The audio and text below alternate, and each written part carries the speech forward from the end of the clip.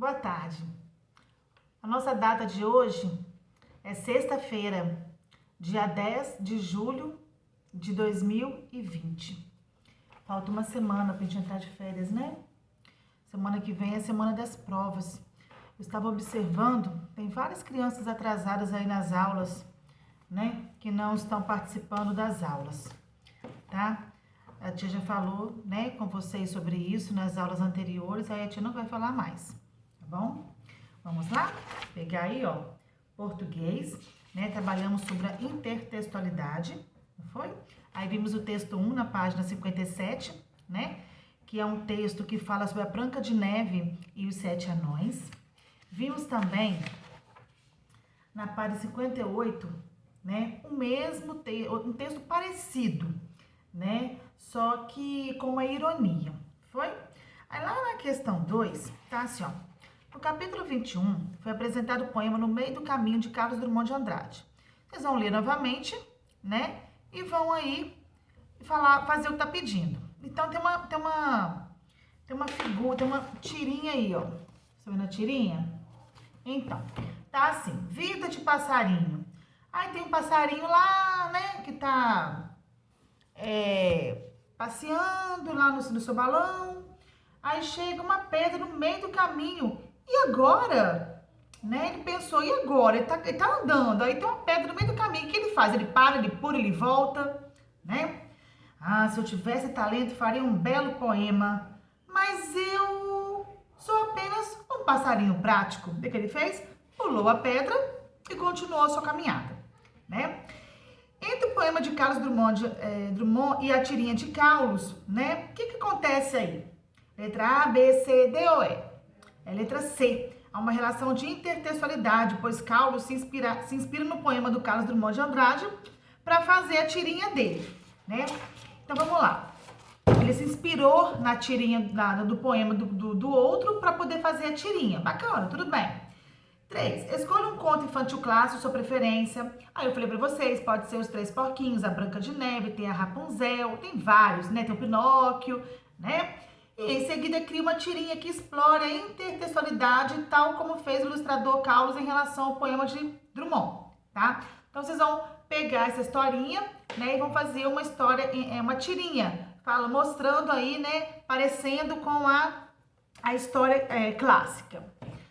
4. Qual a diferença entre a intertextualidade e o plágio? Gente, a intertextualidade é uma coisa, plágio é outra. Plágio é você copiar exatamente o que o outro fez, tá? Ah, um colega fez uma historinha lá, aí eu fui e copiei, né? Se eu copiei, foi um plágio. Eu copiei, né? Eu copiei aquilo que é do outro, igualzinho como é, né? A intertextualidade não, né? Tem aí uma influência, você tira exemplos, tira coisas, características daquilo que você viu. Você viu um poema, você gostou daquele poema, você fez uma outra coisa, né, relacionada àquele poema. O plágio não. Tem o poema, você simplesmente copia igualzinho. O plágio é você copiar igualzinho o que o outro fez. Intertextualidade não. É você não copiar, você apenas aproveita, né, aquela história ou aquela situação, você aproveita e faz uma outra em cima dela, tá bom? É comum que se estabeleça intertextualidade com base em provérbios populares por meio de uma releitura, por exemplo. Sabendo disso, crie uma versão sua para o famoso ditado: água mole em pedra dura, tanto bate até que fura, né? O que tá mostrando aí? De tanta gente insistir, vai ter um momento em que a gente vai conseguir. Então, cada um vai fazer o seu. 6. Agora, tente lembrar-se de uma canção do qual você goste. Uma canção, uma música. Com base nela, vocês vão elaborar um texto que estabeleça com a letra dessa canção uma relação de intertextualidade. Por exemplo, vamos supor aí, tem igual, por exemplo, tem aquela música. Ah, tirei o pau no gato, mas o gato não morreu, reu. Dona Chica admirou cê, do berro, gato deu minhau, não tem essa música? Então, houve uma intertextualidade. Aí teve uma pessoa, né, que inventou uma outra música, mas pegando essa música que a tia acabou de cantar, Atirei o Pau no Gato, pegando ela como referência. Não, ó, é o mesmo ritmo. Não atire o pau no gato, porque isso só não se faz. O gatinho, é nosso amigo, não devemos maltratar os animais, miau. Tá vendo?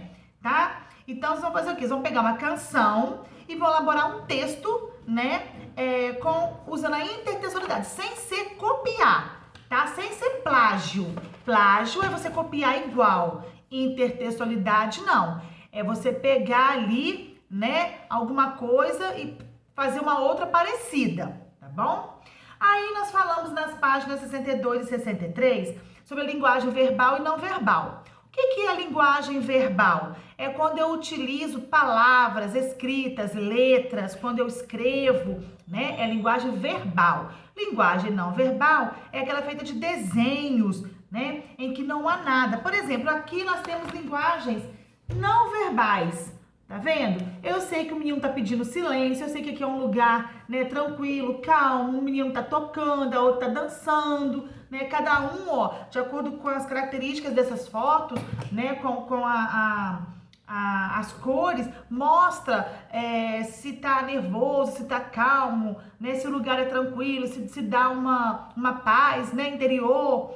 Aí lá na página 63, nós temos aí, né, o Charles Brown aí, ó. Tá vendo? O cachorrinho dele tá dormindo, aí ele vê o dono dele chegando, ele vai, espera o dono colocar a comidinha dele, aí depois ele vai, espera, muito educadinho esse cachorro, né? Espera, tá vendo? Aí depois ele vai lá, come, aí olha pro lado e volta a dormir. Aí ele pensa, o que mais me preocupa é que esse foi o ponto alto do meu dia, né? O que quer dizer? Que ele não faz nada o dia inteiro. O ponto alto dele quer dizer o quê? Foi a parte melhor dele, foi a parte de comer, né? Foi a parte que ele mais gostou, tá? Aí a página 65. Assinar a alternativa cuja imagem representa a linguagem verbal, que tem escrita. Qual é a única linguagem, qual é a única foto que mostra escrita? É essa, é a letra B, tá bom? Depois, lá na página 66, tá assim, qual é a diferença entre linguagem verbal e linguagem não verbal? A tia já explicou, né? A verbal é aquela que expressa palavras, textos, frases, né? Enfim, letras. Agora, a linguagem não verbal é aquela que tem gestos, cores, sons, símbolos, né? Tudo que representa, mas que não tenha palavras, tá? 3. Por que em uma tirinha, linguagem verbal e linguagem não verbal são interdependentes? Né? Por que elas são interdependentes aí, tá?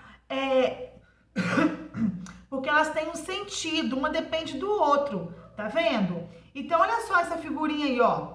Você consegue compreender, né, a historinha, se ela for muito bem feitinha, você consegue entender a história, tá? Olha só, lá na questão 4, lê essa tirinha de Charlie Brown. Linus, eu encontrei o seu cobertor, estava atrás do sofá. Ai, que alívio, eu nunca mais vou largá-lo, né?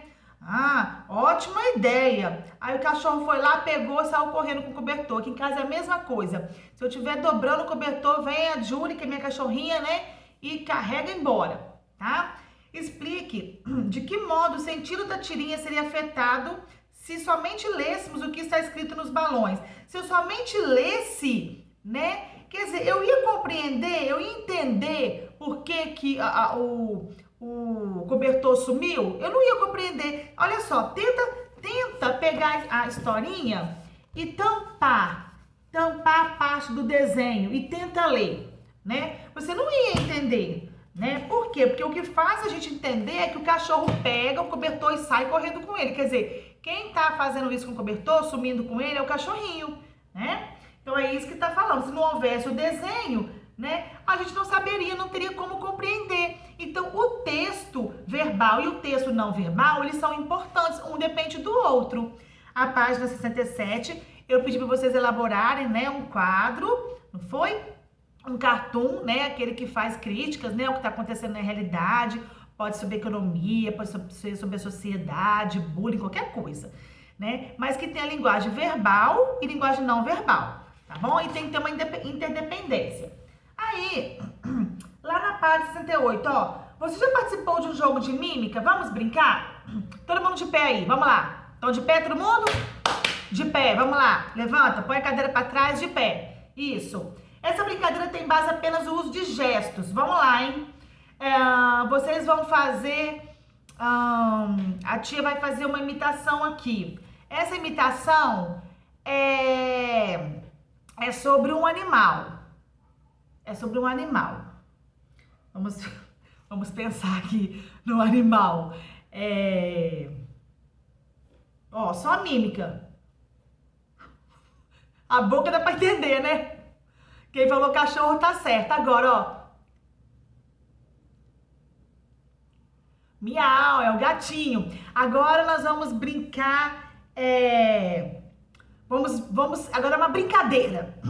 Vou fazer o gesto, hein? Todo mundo presta atenção.